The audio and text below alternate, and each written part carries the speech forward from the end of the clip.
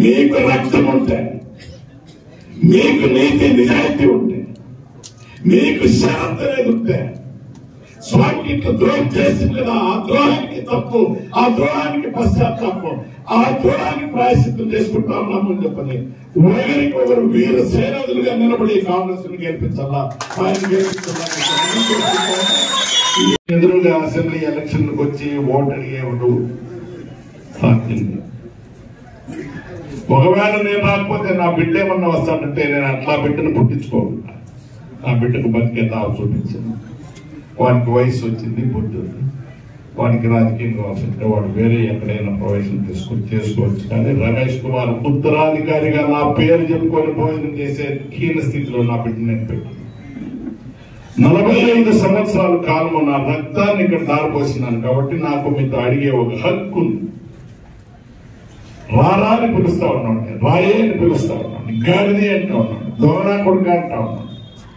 మర్యాదగా పిలిచేటట్టు వాతావరణాన్ని మార్పు తెచ్చిన ఈ సంఘంలో నేను ఎంతో మందికి నిగ్గట్టుగా నిలబడినాను. ప్రాణాలు పోయిన ఆశ తెగించి నడుములో రివాల్వర్ పెట్టుకొని తిరిగి నేను రాజకీయాన్ని చేసినాను. నా ఇంటికి కాదు, నా స్వార్థానికి. నేనేం సంపాదించేది అంతా మీ కళ్ళెదురుగానే. మోదీతో సహా చేసుకొని ఎవరు కావాల్సిన ఏం ఎంక్వైరీలు చేసుకొచ్చినా సంపాదించింది ఏమన్నా ఉంటే తక్షణమే మీ చేతికి చేస్తాను. నేను జైల్లో పోయి కూర్చుంటాను. నాకు నా తల్లి తండ్రిను అది నేర్పించలా, మీరు నాకు నేర్పించలా.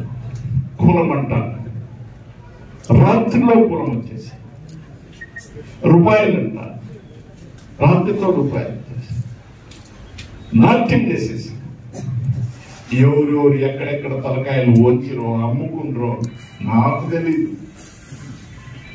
నాకు అమ్మకపోయేది నాకు తెలియదు. 17 మందిని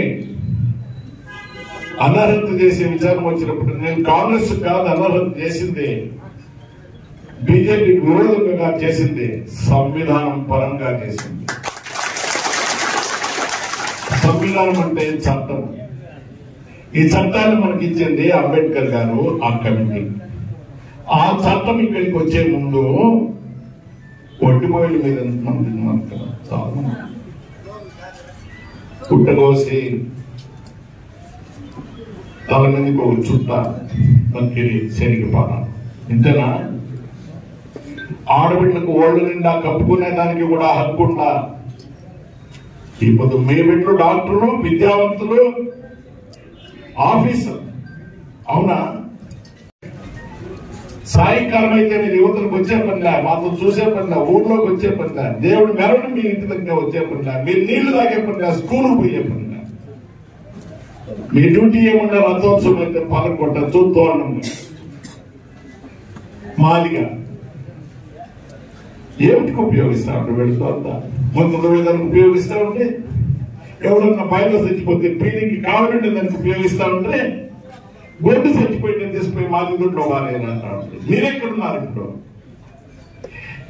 బాగా జ్ఞాపకం పెట్టుకోండి. తల్లి తండ్రికి పుట్టాడుగా జ్ఞాపకం పెట్టుకోండి. మీ పరిస్థితులు బదలాయించింటే దానికి కారణం ఈ సంవిధానము, ఈ చట్టము. దీన్ని తిరగతిప్పేదానికే మోదీ ప్రయత్నము. అంటే మీరు మళ్ళీ వాపస్ మాది దొడ్డికే పోవాలా, మా దొడ్డికే పోవాలా, ఓడిపోయిన కాలనీకి పోవాలా, మళ్ళీ పుట్టుకోసుకే రావాలా, మళ్ళీ శనివారం మీ చేతికి రావాలా, మళ్ళీ కుర్చీలు మీ చేతికి రావాలా, చచ్చిపోయిన గొడ్లు కోసుకోవాలా, మీ బిడ్డలు స్కూల్కి రాకూడదు. మీరు ఇది వాళ్ళ ఆలోచన.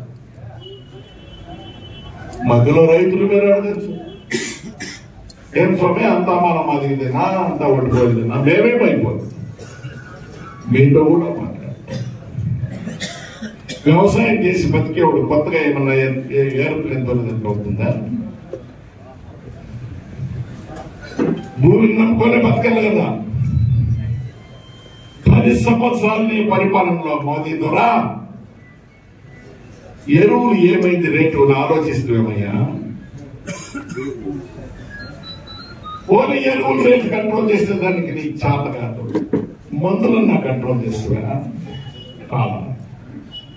పోనీ రైతు కష్టపడి చెమటగాచి పండిన పంటకు గిట్టుబాట బలన్నా ఇస్తున్నా, గిట్టుబాటు ధరించడానికి చేత కాదు.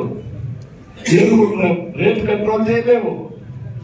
నువ్వు రైతుకు సహాయంగా మాది వడ్డీ కొన్ని చోట్ల సహాయంగా నువ్వు సహాయం ఎవరికే సాయంకాలం అయితే మీరు యువతలకు వచ్చే పనిలా, మాతో చూసే పనిలా, ఊర్లోకి వచ్చే పనిలా, దేవుడు మెరవని మీ ఇంటి దగ్గర వచ్చే పనిలా, మీరు నీళ్లు తాగే పనిలా, స్కూల్కి పోయే పనిలా. మీ డ్యూటీ ఏమన్నా రథోత్సవం అయితే పాల్గొట్టచ్చు, తోరణం మాదిగా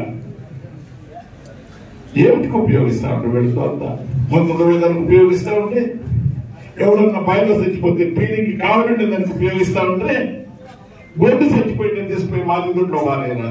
మీరెక్కడున్నారు ఇప్పుడు?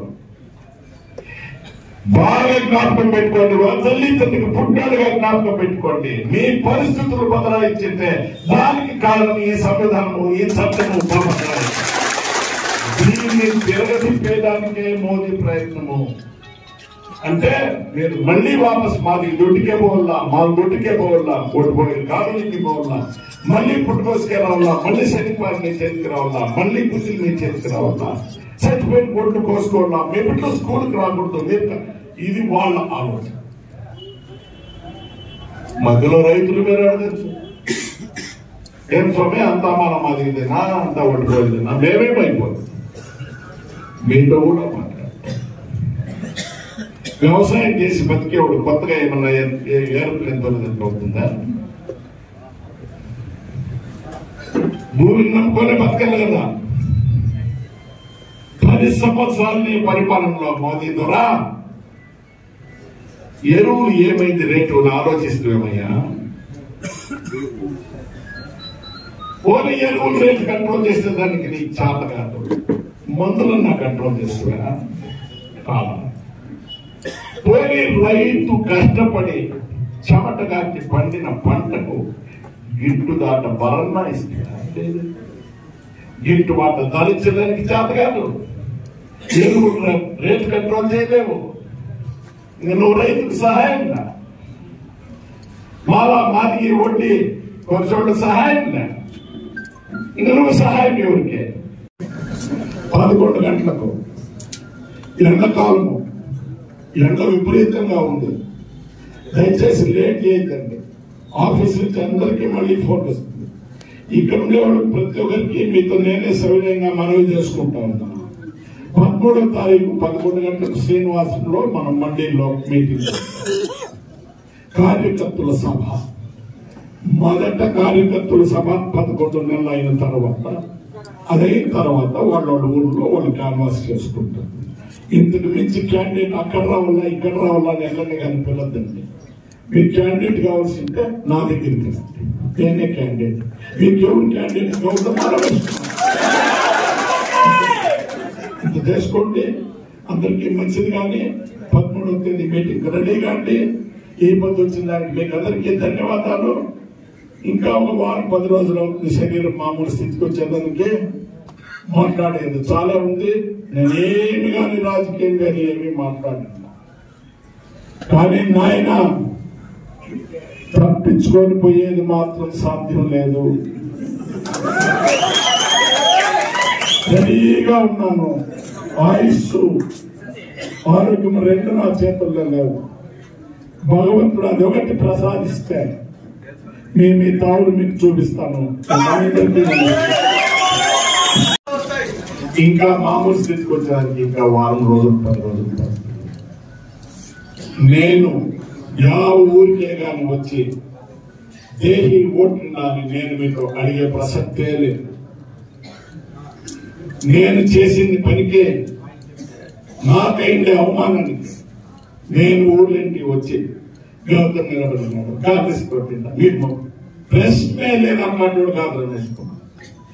మీకు రక్తం ఉంటే, మీకు నీతి నిజాయితీ ఉంటే, మీకు షరత్ అనేది ఉంటే, స్వామికి ద్రోహం చేసింది కదా, ఆ ద్రోహానికి తప్పు, ఆ ద్రోహానికి పశ్చాత్తాపం, ఆ ద్రోహానికి ప్రాయశ్చిత్తం చేసుకుంటా ఉన్నామని చెప్పని ఒకరికి ఒకరు వీర సేనాదులుగా నిలబడి కాంగ్రెస్ ను గెలిపించాలా, ఆయన గెలిపించాలా